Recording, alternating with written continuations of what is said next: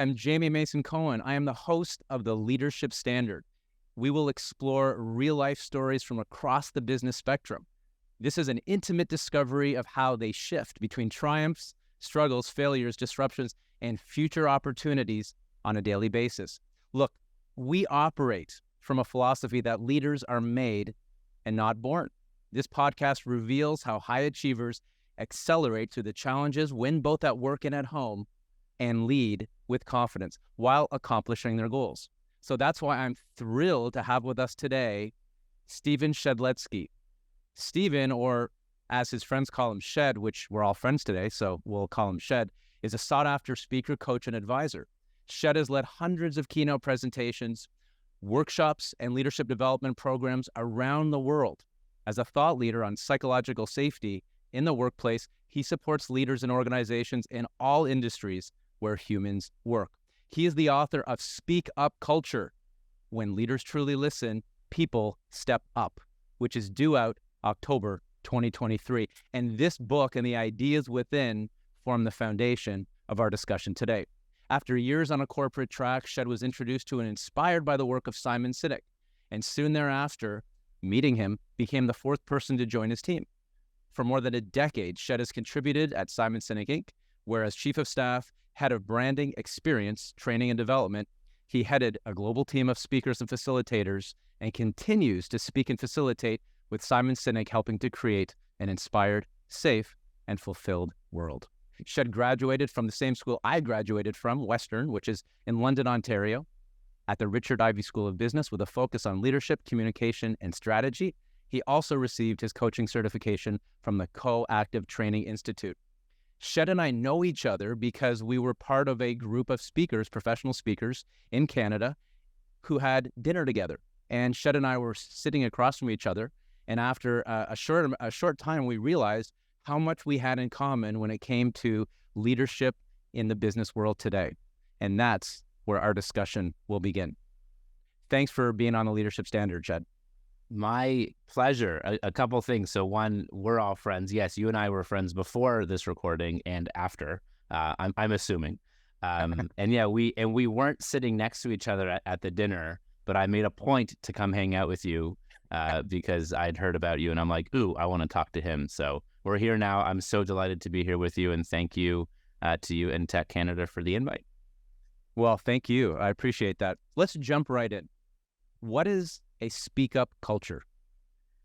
So a speak-up culture is an environment in which people feel it is both safe, psychologically safe, and worth it to speak up, to share ideas, even if they're half-baked, to share feedback to help one another grow, to share concerns, even if they're unpopular or personal, to disagree, especially with those more senior to you in an organization, and to even admit mistake, believing it will lead to improvement and not being ignored and not being punished.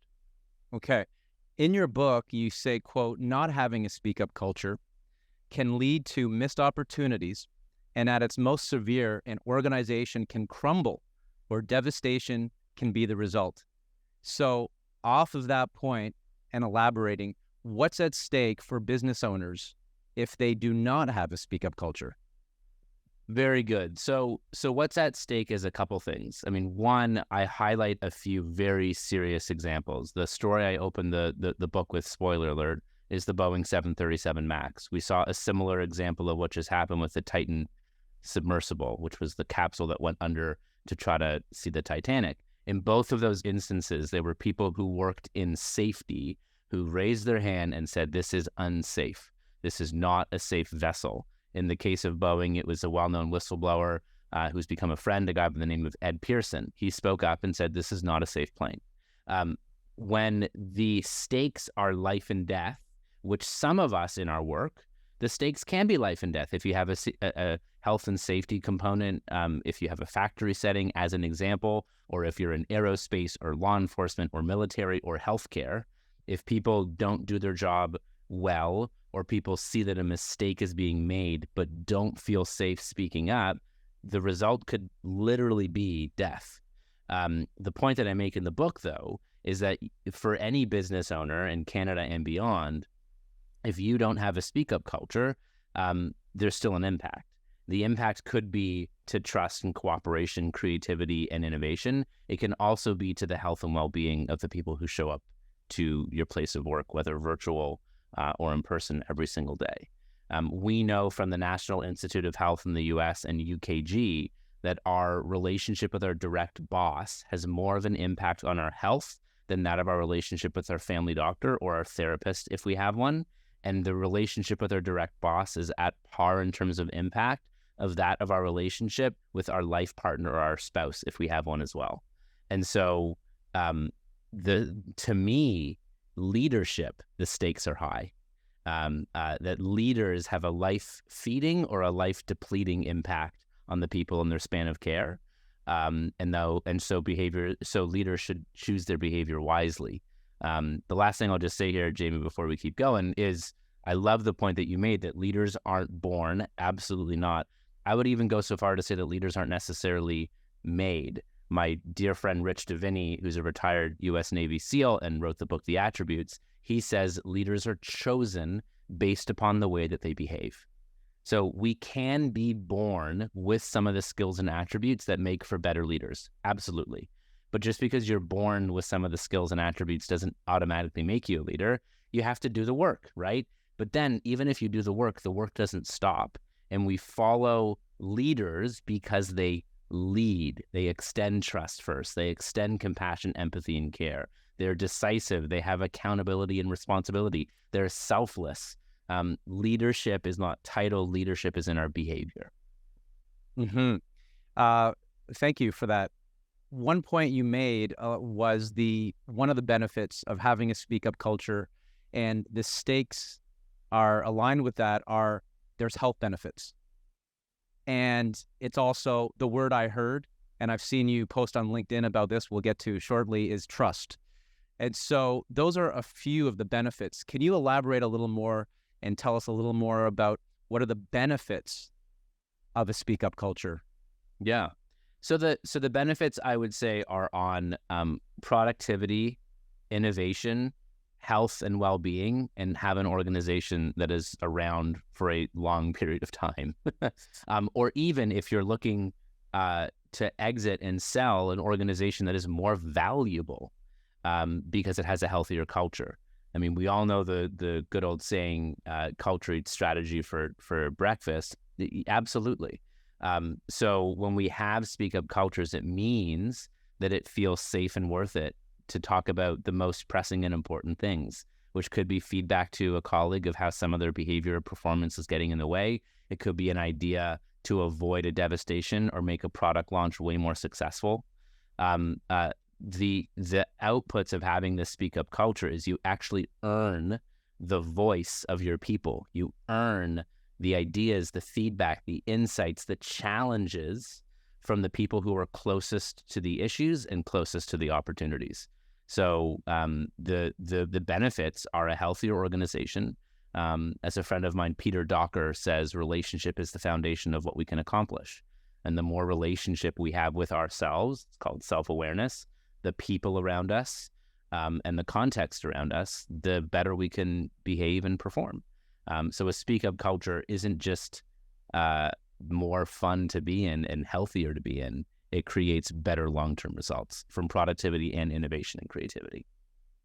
Okay, so on that note, what's an example in your research not just on the book, being a leadership thought leader and working with companies around the world for over a decade, can you think of an example that in some way is the opposite of the Boeing or the submersive example of a company where you've seen others create a speak up culture and what the results were for that company?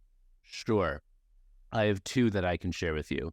So one, it's ironic because it's a former Boeing exec. His name is Alan Mulally, and he moved over to Ford. This is a very well-known story. It's been written about a lot, and I chose to write about it too because it's just too good. Alan Mulally goes over to Ford Motor Company to lead Ford in 2004, I believe. At the time, Ford was struggling. At his press conference, he was asked what car he drove, and he said a Lexus because it's the best car on the road. It was a rallying cry to his team and his company, make me a car I would actually want to drive, right? And so the previous leader and the previous CEO, less of an inclusive, compassionate leader. As I heard, it was more like sitting at a boardroom table with Dr. Evil. If you brought up bad news or you were quote unquote the problem, it was as if a red button had been pressed. You were, Mustafa, played by Will Ferrell, who we know and love well from SNL, who was, dumped into the basement, into the depths of Mordor, and just wasn't at the next meeting. That was the type of culture Mullally was stepping into. So weeks into his tenure, he would do what any one of us would do. He would have weekly project status meetings. What's going on with his direct reports and their teams? Give me a quick rundown of what's on your plate, and where are the successes so we can learn from them? Where are the problems so we can rally together, team together, and solve them? The only issue is in this sort of standard green, yellow, red project status report setting. If anyone dare uttered a yellow or a red, they were Mustafa, played by Will Ferrell. They just weren't at the next meeting. They were the problem. So the incentive to speak up wasn't there. It was a disincentive. After weeks of this charade where all of his direct reports, Mullally's direct reports, were just going green, green, green, green, green, he spoke up himself. He exuded the vulnerability to encourage and reward his people, his leaders, to dish him truth, not BS. And he said, hey, team, I'm not sure if you've been paying attention, but we're bleeding money. If we continue this way, we're going to go bankrupt. I need to hear what's actually happening so we can actually make improvements. One guy, Mark Fields, raises his hand and says, I got something, and shares an issue, whether it was yellow or red, whatever it might be. And Mullally apparently stands up, gives him a standing ovation, and says, thank you, Mark. We need more truth-telling in this organization to actually improve. Who can help Mark? Someone else raised their hand. They went, great, set up a meeting at the end of this. Let us know what you learn and how we can support you. Further, after that meeting, Mullally promotes Fields at that table and has him sit next to him at the next meeting, saying more of this. Fields ended up becoming the next CEO of Ford, succeeding Mullally. And Ford was the only major American car manufacturer that did not need a government bailout in 2008, 2009. So that's an example of it working well. If there's time, I can share another quick one. Yeah, go ahead, please. Yeah. So about a year, just under a year into the pandemic, I was doing a virtual workshop with a client. They were in pharma sales based in Latin America. And I did a piece where I wanted them to reflect on what made them feel proud to be a part of their organization. So I asked that question. I said, tell me specific stories and specific moments and people involved that make you feel proud to be part of this team. Sent them out to a breakout, and they came back, and there was one woman, let's call her Sophia, who insisted on sharing first. And I usually don't get that much of a encouraged and very active participant. I usually have to pull some teeth, but there's someone who came in saying, I want to share. And I went, okay. And she said, I have to highlight our leader, Luis, who was in this meeting. And he was the sort of territory leader. He led all the sales for all of the countries in that LATAM area. And she said, prior to the pandemic, Luis would travel out to every single one of our quarterly sales field meetings, whereas other leaders wouldn't come. He always would. And when the pandemic hit, she shared that she's a single mother with 2 young kids, working in a pandemic, having to figure out how to navigate a job that was previously done 100% in the field, while also navigating school, home education for 2 young kids as a single parent, and the uncertainty of a pandemic to boot. It was a hard time, and her numbers were scuffling. They were awful. And so she was gearing up for her quarterly meeting with Luis that would previously happen, with him flying out and them spending a full day on the road and having lunch and talking about her goals and, having a great day. But this time her numbers were awful, and it was a virtual meeting. And so she decided to go on the offensive to create a PowerPoint slide deck on essentially how she's going to save the next quarter and keep her job, because she was nervous she was going to lose her job. They hop onto the meeting on Zoom or whatever the platform, just like this, and they say hello, and she shares her screen with a title slide. And Luis goes, "What are you doing?"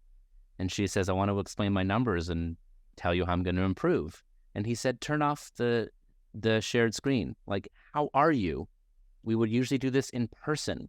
You're a single mother with 2 young kids working in a pandemic in a sales field job. Like, how are you?" And she broke into tears and came clean and shared everything that was happening. And he said, "Thank you. Don't worry. I got your back. You're a great team member. These are, extenuating circumstances and not usual times. We're going to get through this." And she took a deep breath, and he took a deep breath. And then he said, "All right, now show me that PowerPoint slide." And they went through it with a totally different tone. And she ended up having an amazing rest of the year. She's come off her 3rd maternity leave. She continues to work. She's a cultural champion. Her numbers are fantastic. And she leads a resource group for working parents at the company now. And so, one is such a well-known example that everyone knows. Another is one that only a handful of people know. But when I heard that second story of Sophia and Louise's behavior as a leader, I broke into tears because we were all there. We were all struggling. We all had uncertainty. And here's a leader who actually extended the compassion and care to value the human being ahead of the performance, which ironically is how you get performance. I love those stories and examples. And I think you modeled also the power of incorporating stories in the right time, in the right place within a speak-up culture. Would you agree that telling stories or sharing stories within the context of a speak-up culture is a primary way to help people open up and build trust? I love that, Jamie. I mean, as human beings, we're a fable-based species. We grow from generation to generation by hearing, learning, recounting. I mean, this is the Bible. This is a good movie. This is corporate history. Let me tell you a story of our founder, from 3 generations ago, who's since passed. We are a fable-based species. So, I could tell you the importance of a speak-up culture, and I could exhibit it to you with a story that you connect with, that you see yourself in, or your friend or your child or your colleagues or whatever it might be. And it develops this amazing, powerful thing in us called empathy, which all leaders have empathy and work to have empathy because it's hard. So absolutely, story is a powerful thing to help bring content to life, to help bring examples to life. And again, it's one thing at a town hall to say, we value integrity in this company, to then say, let me tell you a story of someone that you don't know who exuded integrity and who did the right thing, even if it was hard, even though no one was looking. And we want to recognize this person because that's the behavior that means being a part of this team. Stories are hugely powerful to bring things to life. Yeah, definitely. Based on those 2 stories and examples, or based on another, what's one thing a CEO who's watching this right now, because our audience, one of our main audiences, are business leaders across this country. Mm-hmm. What's one thing a CEO of a small to mid-sized company can do more of or do differently to move closer to the creation of a speak-up culture if they stop listening to us in a few minutes and they went out and took the first step within their own company? Brilliant. So I don't evaluate companies, I evaluate leaders. Because, this isn't a small to medium-sized company, but it was once a startup. Microsoft under Bill Gates, very different than Microsoft under Steve Ballmer, very different than Microsoft under Satya Nadella. So I evaluate leaders. So what are the behaviors of leaders that can cause or help to create a speak-up culture? So one of the things that as a leader, CEO, a capital L leader, as I like to call it, versus a lowercase L leader. A lowercase L leader for me is someone who exhibits the behaviors of leadership, even if they don't have the title. And I'd far quicker follow them than someone who just has the title but doesn't lead, doesn't have empathy, compassion, ownership, selflessness. So if you are a capital L leader, a couple things. One, your whisper is a shout and your tiptoes are stomps. There's a larger impact.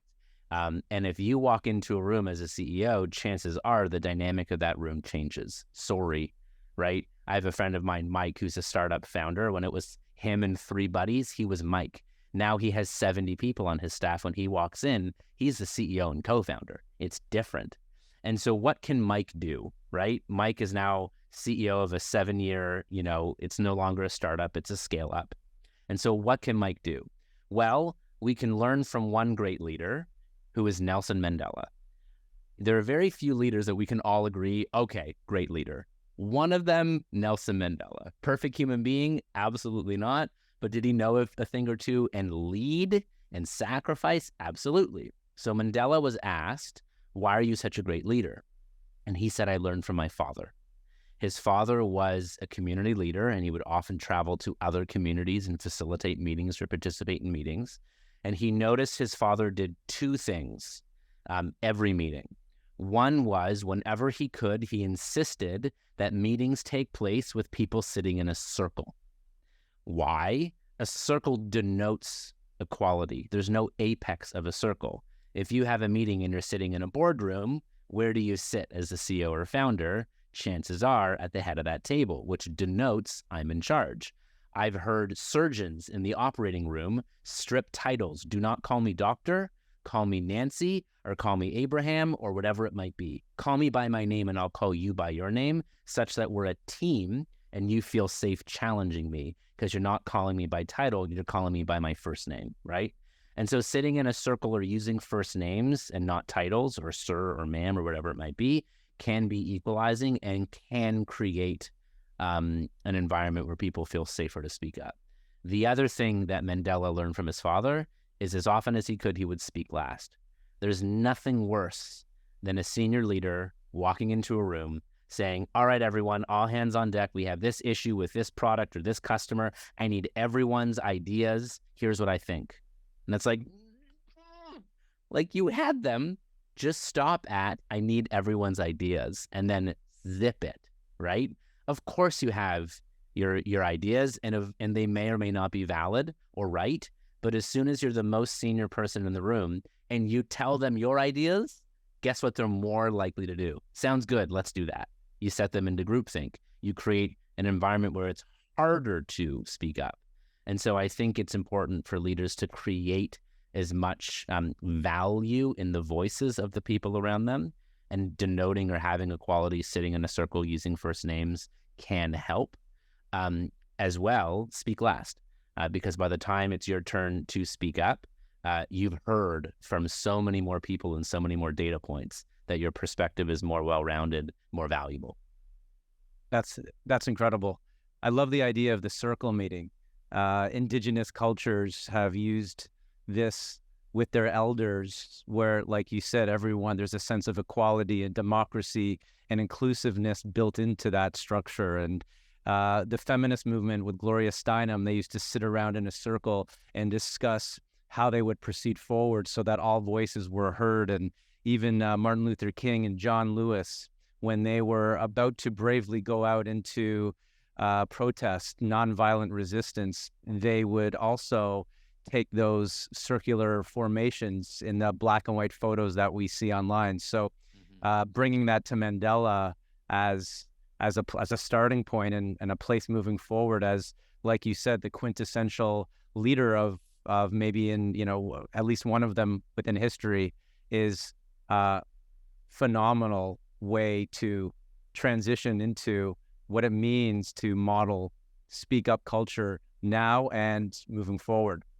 Thank you. And think of a circle. You can make eye contact with pretty well everyone, right? It denotes that connection, that intimacy, that equality. So yes. Just triple clicking on the point, Jamie. Triple clicking. I love it. Yeah. I want to transition on something personal for you. So somebody who knows you well told me that your grandfather, your Zayde Ben, had an influence on who you've become.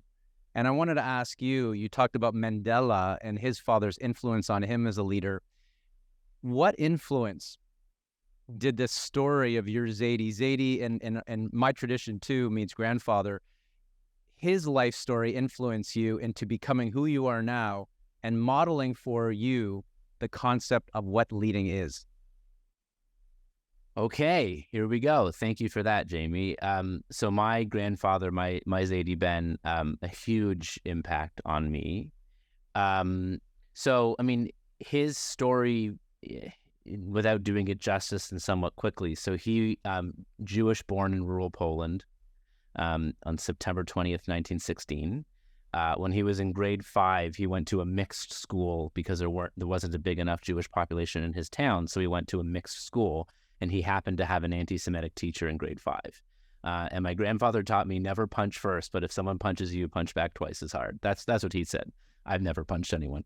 But he finally hit his teacher back, and that was his last day of formal education, was grade 5.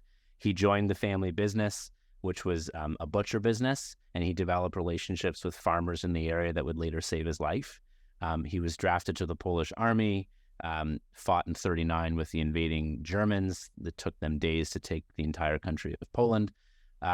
He ends up surviving. He leads 7 others, which became 5, in hiding, from barn to barn and cornfield to cornfield, because he knew all these farmers.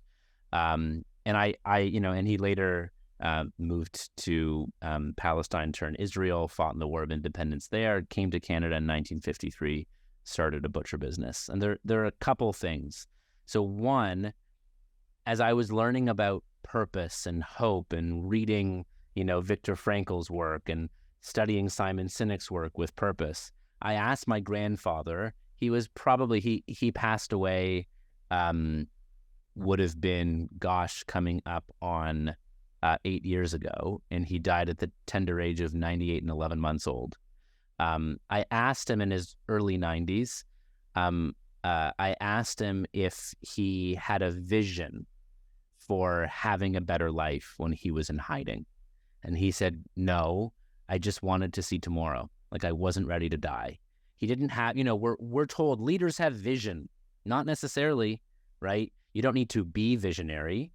You need to serve. And so he felt the responsibility of helping himself and a group of others survive. And there were plenty of opportunities to give up. One farmer discovered that he was hiding in their barn, and he came back with rat poison and said, kill yourselves. Like, what are you doing? This isn't in existence. And he said, no, I'm not ready to die. He didn't want to die. So one, you don't need to have this huge vision. I do think in the good old sort of entrepreneur myth with Michael Gerber, that pyramid of hobby, operator, visionary, you need all 3 for a successful business. You need some vision, but just because you're a visionary doesn't mean you're a leader. And if you're a leader, you don't necessarily need to be visionary. So that's one, is just the value of hope, and that hope doesn't need to be vision. Hope can just be, I still want to see tomorrow. And if you ever don't want to see tomorrow, please phone a friend who can help you find that light. Just help someone, because service is contagious and is good for our health. It gives us oxytocin, which is a really powerful neurochemical. So if you lose hope, please find reason, or just phone a friend or help someone. The other thing my grandfather taught me is he was an entrepreneur himself. And so as I struggled early in my career working in corporate, not that I think corporate or corporations are bad, I just went down a path that wasn't for me, and I always wanted and gravitated toward entrepreneurship. My first job was at an oil and gas company. First day on the job, 1,000 people were let go post-merger. And as I became disengaged and unmotivated, the first person I made wrong was me. But I began to reflect, like, what was my grandfather doing at this time in his life? I was in my mid-20s. When he was in his mid-20s, he was in a prisoner of war camp outside of Berlin that he later escaped. He led a group of people in hiding, as I mentioned. And so I sort of contrasted. I was sitting in a cubicle and miserable, and he was fighting for his life and trying to save a handful of other people. I sort of gave me the courage to take risks. It gave me the courage to go out on my own. When I left my second corporate job, which was a change management consultant at Ernst & Young, my grandfather called me and furious. And Zayde Ben said, what are you doing? Do you realize, sorry, I'll use his accent. Do you realize how much I sacrificed to give you an opportunity, you and your family in this country? And I said, of course I know, Zayde. And I said, you've never, you worked for somebody else in your life for 6 months when you first came to this country. He worked for a butcher before he went on his own. And I said to him, all I'm doing is following in your footsteps.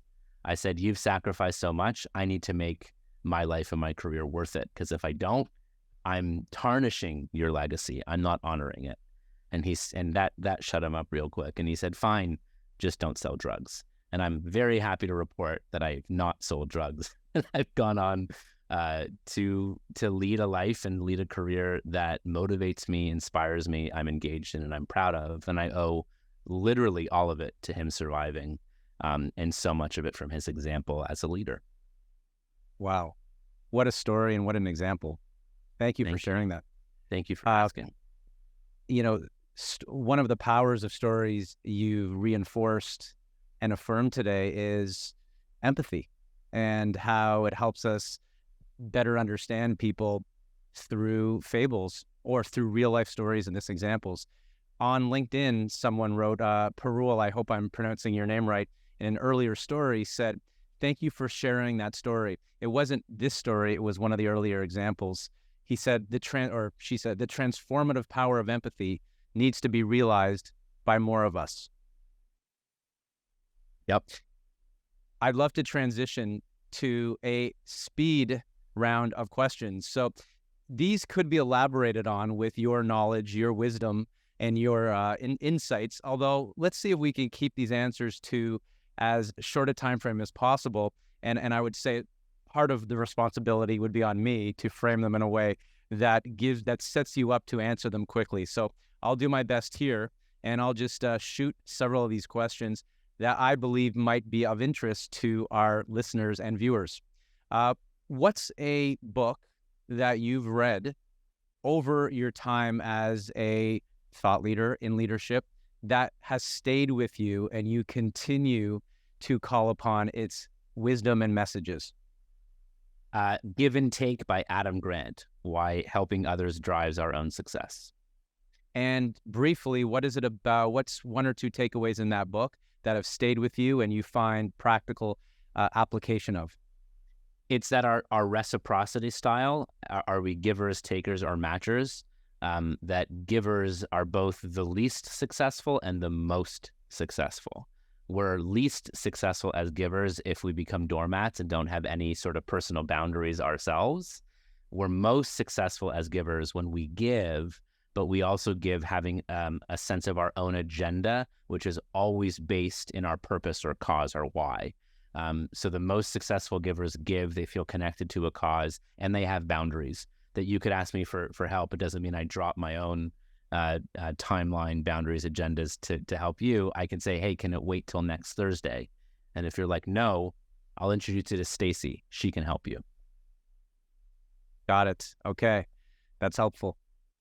What's a book or movie? It could be a song, something of modern culture that you are right now reading, watching, or listening to that has impacted you, both in your work and in your life?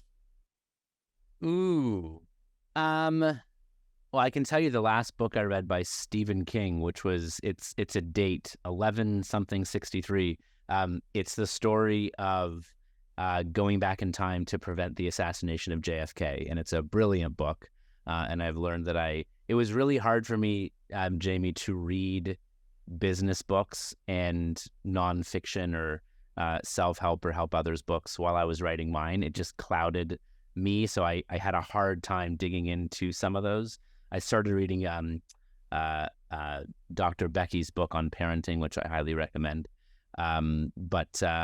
Yeah, the last book by Stephen King was what I read, and I loved it. And the sort of moral of it is careful what you wish for. Yeah. Yeah. Okay. What's the 11-22-63, I think is the okay book. I'm writing it down now. I might have that wrong. Okay. I'll look it up. I got it right. Yeah. Perfect. Okay. What's the most unexpected or surprising insight you found while writing this book? So when I first started writing the book, I fully thought I was rebranding Psychological Safety. Psychological Safety, well-known body of work, in many respects pioneered by Amy Edmondson, a professor at Harvard. I have a ton of respect for Amy, her work, and both her as a person. And I thought I was rebranding it. I don't love the term psychological safety. It's a mouthful. Most of the work on it up until now has been academic. And I feel like we put sort of a white lab coat on a very human thing. And so I wasn't a fan of the term. And so, I leaned into good old Zig Ziglar, people don't buy drills, they buy holes. And so I thought the drill was psychological safety and the hole, the output, is a speak up culture. And as we delved into the research on the book, and I owe this insight in large part to my colleague Alejandro Stevens, who helped me uncover that speaking up is not only about psychological safety, it's also about a perception of impact. And we ask ourselves either consciously or subconsciously, is it safe to speak up, and is it worth it? Because sometimes it's safe, but it's not worth it. It doesn't lead to any meaningful change. And so the phenomena is both, is it safe and is it worth it? And what's really interesting is sometimes it isn't safe, but it's worth it. The stakes are too high, which was the case of Ed Pearson at Boeing, or Kimberly Young McClear at the U.S. Coast Guard as well, around harassment, which she whistle blew and spoke up on as well. Okay. You're coaching top leaders throughout your career. What's a positive habit you would like to adapt now, or that you're in the process of adapting? A habit, share again, like a habit that I would encourage others to do that I want to do myself? Sure. Okay. Yeah. Is that what you meant? Yeah. So I'm hearing a whisper from my friend Michael Bungay Stainer, who wrote a book called The Coaching Habit. He wrote the book called The Advice Trap. We're both friends with Michael. And the whisper I hear him saying is, stay curious just a little bit longer. And as patient or as empathetic as I either believe I am or I claim to be or say is important, this one goes to 11. Like it's infinite. Like you never arrive when it comes to empathy and patience and compassion. And yet it's what leaders do. And so for me, it's ask one more open-ended question, stay silent just a little bit more, are practices that I really want to continue to do, so that I continue to behave in a way that earns others labeling me as empathetic or compassionate. Okay. Love it. One more in our speed round is, what's one leadership practice or skill that you believe is timelessly relevant for today's CEOs, yet sometimes gets overlooked? I mean, I hate to double down on the thing that I just said, but listening, listening is a skill. It's the reason I insisted in the subtitle of the book of including the word truly. I think we had this conversation before. The book is Speak Up Culture. Then the subtitle is When Leaders Truly Listen, People Step Up. And one of my editors said, can we take out truly? It's kind of, superfluous and not needed. And I'm like, absolutely no, it needs to be in there, because listening is a skill, and we can actually use listening in a manipulative way, right? We can learn to be really great listeners, get information from people, and then use it against them. That is not being a compassionate, great leader. And so I love to encourage leaders to combine the skill of listening with the attribute of compassion and empathy. Use listening as a superpower and use it well, because it can also be used as a manipulative evil power. And reading the book, reading into Speak Up Culture on multiple levels, listening would be a superpower that you could infinitely develop to contribute to that Speak Up Culture. That's in everyone's power, every CEO who's listening to this, to get better at that. Bingo. I want to transition to a post you recently created on LinkedIn that was provocative. About half the people agreed with you and half the people disagreed with you. And I read the comments in the comments section, and these were people who were CEOs, CFOs. These were emerging leaders who had these very different perspectives and takes on what you wrote. And what you wrote was, and I'm quoting it here, trust eats purpose for breakfast. You also wrote something you mentioned earlier, which is you don't need vision to be a leader, which I feel we touched upon. It was that second part, which really also jarred me a little bit because I had to rethink how I frame this, which was trust eats purpose for breakfast. Can you elaborate on what you meant by that and frame it within a speak up culture? Yeah. So, thank you and great. So, I mean, I spent the first 10 years of my career obsessed on purpose, working with Simon Sinek. And purpose is important. And purpose is a birthplace of inspiration. And we love inspiration. Inspiration or inspire comes from the Latin word inspirare, which literally means to breathe life into. When we have purpose, when we feel inspired, it's as if we have something that is feeding us. It's wonderful. But the point that I like to make, and again, this is something Rich Davini, the retired SEAL and good friend of mine, taught me, inspiration is the wind, trust is the boat. You can have as much wind as you want, but if you don't have boat, you're treading water and you're likely to run out of energy or drown. If you have purpose but no trust, it's like putting a snowmobile in sand. It'll work, but it's got to work harder. You're more likely to need to repair it, to replace parts, people, to fix it, or to shut it down entirely and get a new one. And so purpose isn't enough, and raise your hand out there if you've ever been inspired by a trusting relationship. I actually think trust can be a birthplace of inspiration. And so if given the choice between having purpose but not trusting teams, or not yet having purpose or feeling lower on purpose, but having trusting teams, 10 times out of 10, I pick the latter, because the latter is fertile, whereas the former, higher on purpose, lower on trust, is volatile. Good frickin' luck, right?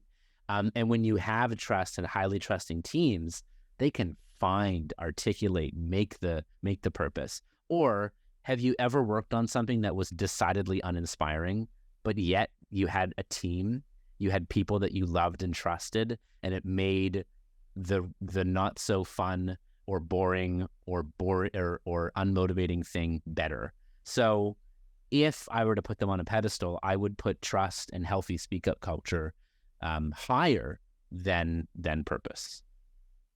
Okay. This is what I interpreted in the book on that note, and I could be wrong.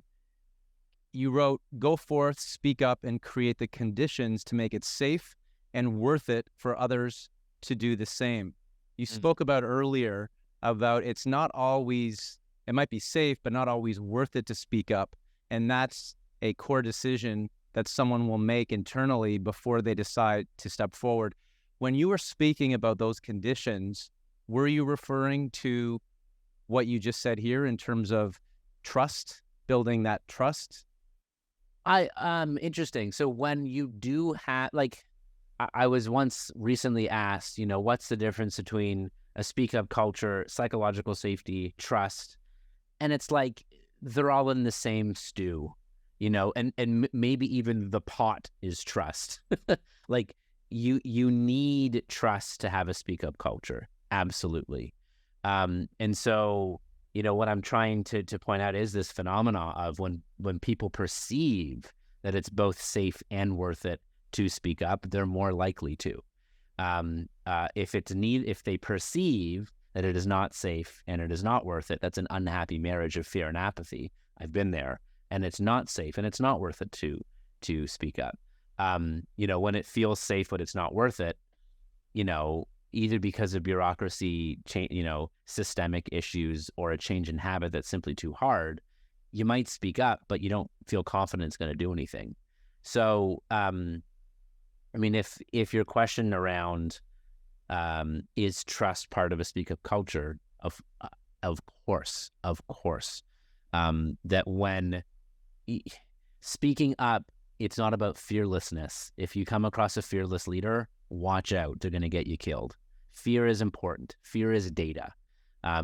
Fear is a risk modulator. If it weren't for fear, we wouldn't have courage.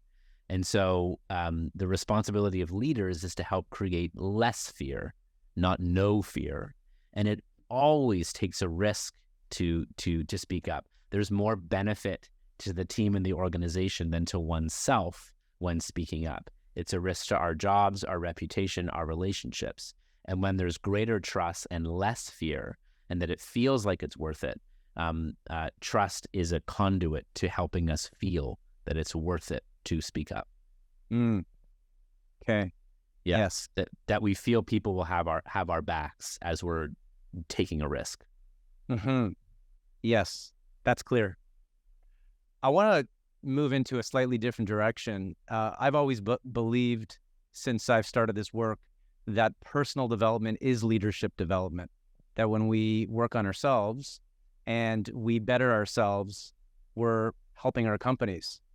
And in your case, like me, we're both fathers.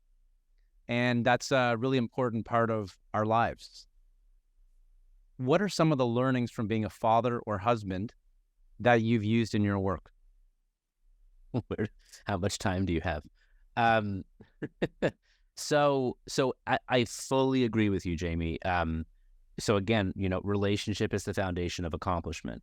Relationship is relationship with self, relationship with the people around you, understanding their strengths, their limitations, as well as your own, right? Leadership is the work of helping others play their own instrument. So many leaders get promoted and then think that their job is to teach others to play their instrument. It's like, no. Everyone has their own unique instrument, and teams work at their best when it's like jazz, right? When it harmonizes. And so yes, so there's no mistake that every single leadership development program that you and I have ever participated in, know about, or facilitated in, all starts with a module on self. And you're never done learning about yourself. You're never done learning about others, and you're never done learning about the world around you. So yes, as it comes to being a father and being a partner, having a spouse, I mean, the definition of a team is any group of two or more people working together toward a common goal or objective. So a great marriage is a great team. And in any great team, you figure out your strengths and your limitations, their strengths, their limitations, and you team together who should step up, who should step back. It's not necessarily about it being, I do dishes 3.5 days of the week. You do dishes 3.5 days of the week. I might be better at the dishes and enjoy it more. I'll take that. Like, that's okay. I thought I was a patient person until I had kids. I really thought I was patient, and then I had children. It turns out I could be a lot more patient. And, there's no better training when it comes to leadership or parenthood than being on the job. You can babysit, you can be a counselor at a summer camp, you can do whatever you want, but until you have your own children, there's nothing that can prepare you. And similarly with leadership, I applaud and encourage people to, before they get the capital L leader, to work on their practice of lowercase l leadership. But there's nothing that can prepare you until actually being in the trenches, being on the job, having to make hard decisions, things not going well. So I've learned a lot about compromise, about having hard conversations, about knowing that if I get triggered or I'm taking something personally, it's because it matters to me, or there's a kernel of truth that they're touching upon. And I've learned that it's not about perfection, it's about progress. I apologize to my kids when I behave in a way that is counter to who I claim I want to be or who I tell them I am. So those are a few things, and I'm still learning and will always be learning because the context changes, My kids are 4 and 7 now, but parenting them will be different when they're 27 and 24. So those are a few things. I'm curious your answer to that question as well as a fellow parent and spouse. Yeah, well, my kids are 10 and 11. My son is 11. My daughter is 10. And one thing in the short time frame we have here that I want to just highlight, based on my experience, I love that you just said that you apologize, you own up to transparently when you act in a way that's different than what you model for them, right? So for me too, it's sometimes my tone of voice is a little bit less patient or less grounded than I would like it to be. And I really abide by the ripoff of Emerson. Your action speaks so loud, I can't hear what you're saying.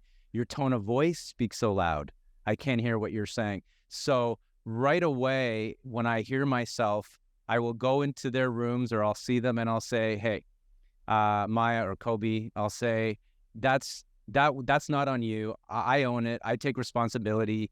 You didn't deserve me snapping this instruction or this statement. And I want you to know that that's not what I meant. And that's not how yet I'm going to do better next time. And letting them know it's okay to be imperfect. And also letting them know that it's good to own up to those things and not let them simmer under the rug until it gets to be a bigger issue. And when adults do that for kids, I think we're not parents. You're not parents as a CEO. When you own up to what your mistakes are with your team, that's the level of vulnerability at a meeting where the junior members of the team say, hey, it's okay for me to admit my mistakes because the person in charge who has this certain level of power based on their role, they've owned up to their issues too. So from father to father, I love that. This is a good segue into the time we have left. Someone on LinkedIn wrote, how do you build one's listening muscle at an accelerated speed? And when you said you wanted to hear my take, I think as a husband and as a father, being an effective listener is crucial to developing those relationships that also are important and central to a speak-up culture.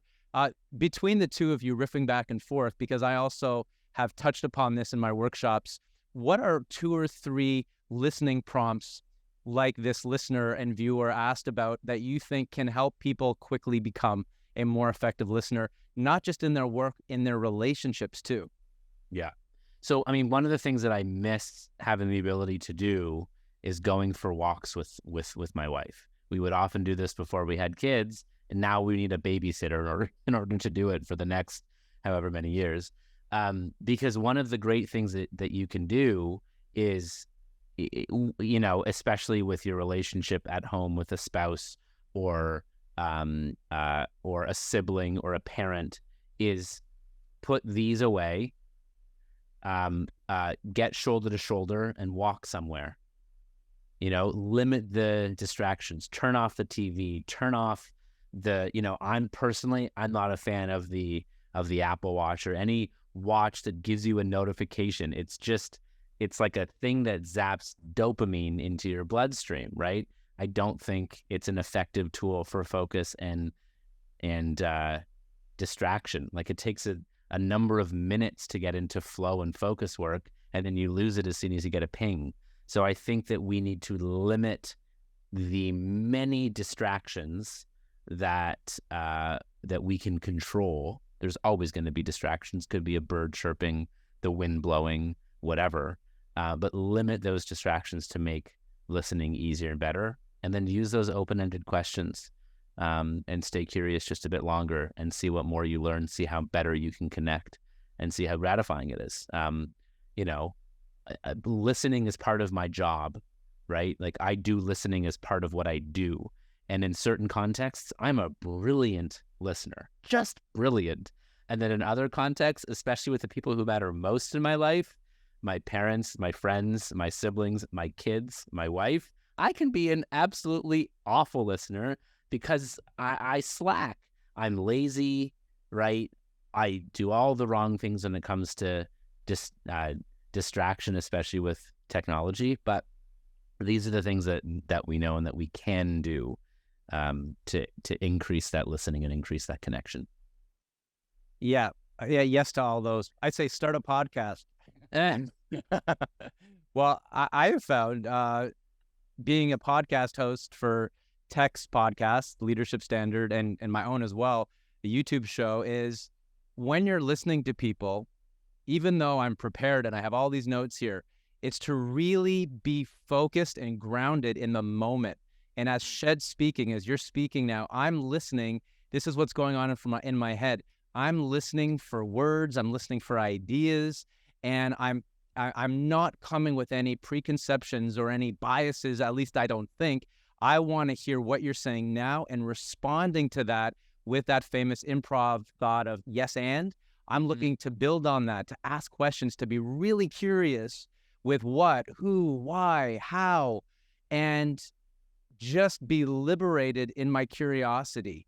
And we hear that, and it almost becomes a cliche, but I can assure you that if you're a CEO of a small to mid-sized company and you have 7 people in front of you or 100, it's really get grounded and put all that crap that you're coming in with, that you're dealing with, and just be there for people. Like you said, undistracted, body language is still. You don't have to look them in the eye the whole time. That can be a bit weird for people with who have different kinds of learning challenges. Yet just be there for people and ask them questions. And you take the pressure off of yourself for always having the answers. You don't have to be brilliant all the time. Allow other people to share. Yeah. And this is just to add on that. I mean, you're also sharing the value of meditation. Yes. And meditation doesn't need to be sitting on the floor. There are other forms of meditation, which could be driving in your car, though pay attention. It could be, paddle boarding, like something that takes your full attention. It's useful for when you're in a conversation and you want to practice or it's time to listen. And one of the tricks that I do, I just did it, is I will often, when I'm in conversations like these, or I'm in conversations where I want to be listening and fully present, sometimes you'll say something and I'll be like, ooh, say the meditation point. So you know what I did? I took my pen I have on paper and I wrote med, right? Just to like put it down. I still heard and listened to you, but I went down for a second. I wrote med, make that point, and now I can listen again. And if that point is still valuable later, I bring it up, but I get it down and I wash it away so I can still say present to what you were saying and what you're sharing. Yes, and that resonates with me because I am a lifelong student of handwriting, and the studies show that when you write things down by hand, you absorb information 30% more. That's what the University of Pennsylvania said when they had students write instead of typing, listening, or even texting. And when someone's speaking with you, like for example, in this conversation, I am jotting down notes in my scribble that are very hard for anyone else to read. The reason I'm doing that is because when people are telling you stories or higher level esoteric philosophies or things beyond facts, when you write it down, you're smarter. And so what you were modeling there as well is, what's a word that's a prompt to help you understand, not necessarily in the moment when you're rephrasing back to that person through active listening, through building on what they said. And for a CEO, if you can help a junior member of your team, it doesn't even have to be a junior member team. It can be a manager, an emerging leader. It could be an intern. If you let them know that you're present, you hear them, and you're taking notes, that is one of the great compliments you can give them to build that trust. Love it. It's also, the studies also show that if you have a goal in your head, but you don't write it down, less likely to achieve it. I saw 40% more likely to achieve your goals when you write them down. And think about the benefit of that for role clarity in your organization. And then further, if you write down a goal and even go so far as sharing it with someone else who cares about you and is rooting for you, the likelihood of that goal being accomplished, it reaches 70-80%. So writing stuff down, I get made fun of for taking notes like I'm stuck in 1970, but the science shows it's beneficial. Mm-hmm. So write things down to be a better listener to our question asker. So thank you so much for that question, because it spurred Stephen and I to come up with things that have worked with those we work with and ourselves. Let's go back as we finish to the book. Your book coming out in October 2023 is called Speak Up Culture: When Leaders Truly Listen, People Step Up. My question to you is, how do you want your book to be received when it comes out? I've written this book. I've included a lot of stories. I've attempted to infuse my sense of humor, because I think life and career is just better when we can laugh more and find the funny. Um, my hope is I've written something that is useful, that sparks action and actual change in how leaders lead and behave. And I mean, I hope I've written and shared something so good that others are willing to recommend it, that others should read it. I think that's the true test of art, is have you created something so compelling and useful that others feel inspired to share it, thinking that it'll help a friend. That's what I hope. I care less about book sales than I do about book reviews and is it shared. Well, I can tell you from reading it in preparation for our talk, I learned a ton. I was quoting several of the things that I had learned and I had pondered on, and I highly recommend, if you are a CEO, an emerging leader, if you want to better understand what a speak up culture looks like, what's at stake, and how to actually instill that into your organization, or like Stephen and I had spoke of, instill it into your life to be the model of change that you hope to instill in others. This is the book, and this is the time to read it. Shed, I want to thank you so much for taking the time.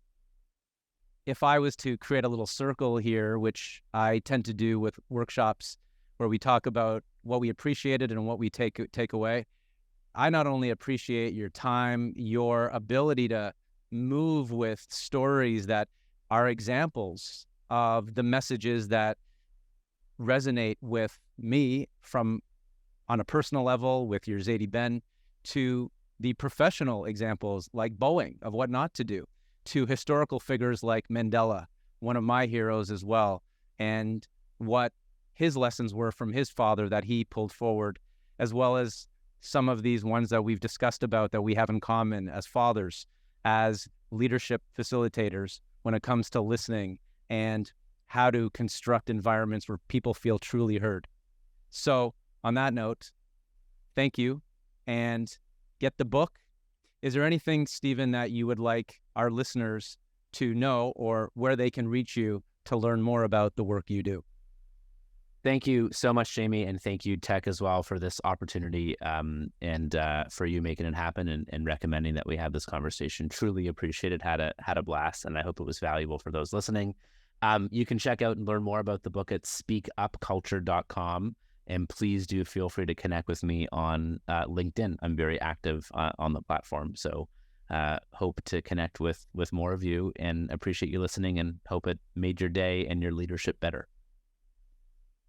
And that is Stephen Shedletzky. Check out his work, read the book when it comes out. And this is Jamie Mason Cohen from the Leadership Standard, where we are the go-to resource for interviews with high-profile guests from the business and thought leadership community. Don't forget that if you found this conversation valuable and useful, please go rate it, review it, and let us know how it was for you.